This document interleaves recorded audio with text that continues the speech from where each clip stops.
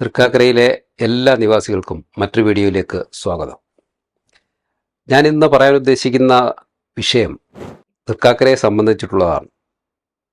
Thrikkakara municipal ഏരിയയിൽ താമസിക്കുന്ന എല്ലാവരും ഒരു വിധത്തിൽ ഭാഗ്യവാന്മാരാണ്.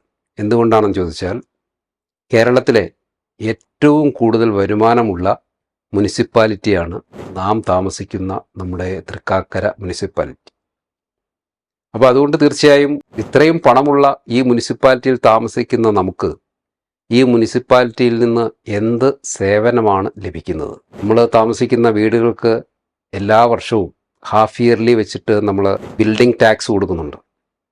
അത് ഈയിടെയായിട്ട് വളരെയധികം വർദ്ധിപ്പിച്ച കാര്യവും നിങ്ങൾക്കറിയാം. അതിന് ഒരു ഡ്യൂസ് വന്നാൽ അത് റവന്യൂ റിക്കവറി ഉൾപ്പെടെ നടത്തി അധികാരികൾക്ക് പിരിച്ചെടുക്കാനുള്ള അവകാശവുമുണ്ട്. അപ്പോൾ തൃക്കാക്കര മുനിസിപ്പാലിറ്റി എന്തുകൊണ്ടാണ് ഇത്രയധികം പണം വന്നതെന്ന് ചോദിച്ചാൽ, ഇൻഫോ പാർക്ക് പോലുള്ള പ്രസ്ഥാനമുള്ളതുകൊണ്ട്, സ്മാർട്ട് സിറ്റി അല്ലെങ്കിൽ ഒരുപാട് ഫ്ലാറ്റുകൾ ഇവിടെ ഉള്ളതുകൊണ്ട്, സെപ്സ് വ്യവസായ മേഖലയിലുള്ള കമ്പനികൾ, ഈ കമ്പനികളിൽ നിന്നൊക്കെയുള്ള പ്രൊഫഷണൽ ടാക്സും ബിൽഡിംഗ് ടാക്സും ഒക്കെ ഉൾപ്പെടെ, ഫ്ലാറ്റുകളിൽ നിന്ന് വരുന്ന ബിൽഡിംഗ് ടാക്സ് ഉൾപ്പെടെ ഹ്യൂജ് വരുമാനമാണ്, വളരെ വലിയ വരുമാനമാണ് നമ്മുടെ മുനിസിപ്പാലിറ്റിക്കുള്ളത്. പക്ഷേ ഈ മുനിസിപ്പാലിറ്റിയിലെ വരുമാനം കൈകാര്യം ചെയ്യുന്നതിൽ, ഇതെങ്ങനെ കൈകാര്യം ചെയ്യണം എന്നുള്ള കാര്യത്തിൽ, ഈ മുനിസിപ്പാലിറ്റിയിലെ ജനങ്ങളെ സേവിക്കുന്ന കാര്യത്തിൽ തീർച്ചയായും നമ്മുടെ മുനിസിപ്പൽ അധികൃതർ വേണ്ടത്ര ശ്രദ്ധ ചെലുത്തിയിട്ടുണ്ടോ എന്ന് നിങ്ങൾ ആലോചിക്കണം. നിങ്ങൾ ഒരു കാര്യം മാത്രം ചിന്തിച്ചാൽ മതി. കഴിഞ്ഞ 5 വർഷം കൊണ്ട്, അല്ലെ കഴിഞ്ഞ 2 ഭരണസമിതികളെ 10 വർഷം കൊണ്ട് ഈ മുനിസിപ്പാലിറ്റിയിൽ നിന്ന് നിങ്ങൾക്ക് എന്തെങ്കിലും ഒരു പ്രയോജനം ഉണ്ടായിട്ടുണ്ടോ? എന്താണ് മുനിസിപ്പാലിറ്റിയുടെ സാധാരണ പ്രൈമറി ഒബ്ജക്റ്റീവ്? അവർ പ്രധാനമായി എയിം ചെയ്യുന്ന കാര്യങ്ങൾ എന്തൊക്കെയാണെന്ന് ചോദിച്ചാൽ, ഏറ്റവും പ്രധാനമായിട്ടുള്ളത് വേസ്റ്റ് മാനേജ്മെൻറ്റാണ്.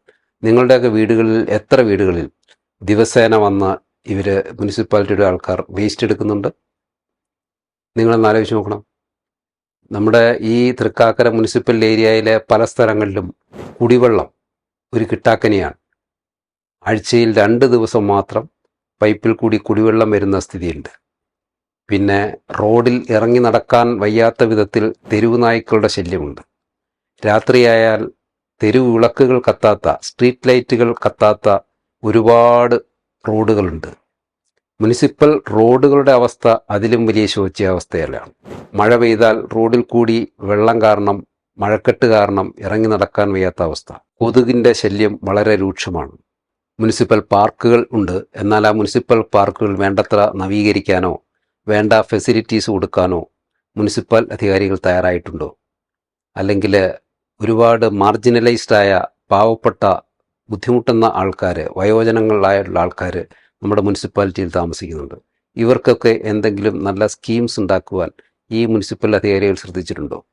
നമ്മൾ ഒരു കാര്യം മനസ്സിലാക്കണം. അപ്പോൾ ജനങ്ങളുടെ നല്ല കാര്യങ്ങൾ നടത്തുന്നതിലല്ല മുനിസിപ്പൽ കൗൺസിലർമാരുടെയും മുനിസിപ്പൽ അധികാരികളുടെയും ശ്രദ്ധ എന്നുള്ളത് നമുക്ക് മനസ്സിലാവും. നിങ്ങൾ ഓരോരുത്തരും സ്വയമായി ഒന്ന് ചിന്തിക്കുക. കഴിഞ്ഞ 10 വർഷത്തിൽ നിങ്ങൾ ഓരോരുത്തർക്കും എന്തെങ്കിലും പ്രയോജനം മുനിസിപ്പാലിറ്റിയിൽ നിന്നുണ്ടായിട്ടുണ്ടോ എന്നുള്ളത്. അപ്പോൾ അതുകൊണ്ട് ഇത്തരത്തിലുള്ള ഒരു മുനിസിപ്പാലിറ്റി ഭരണമാണോ നമുക്ക് വേണ്ടത്, അതോ ജനക്ഷേമകരമായ പ്രവർത്തനങ്ങൾ നടത്തുവാൻ കഴിവുള്ള മുനിസിപ്പൽ കൗൺസിലർമാരെ വിജയിപ്പിക്കേണ്ടതിൻ്റെ ആവശ്യമുണ്ടോ എന്നുള്ളത് നാം ചിന്തിക്കണം.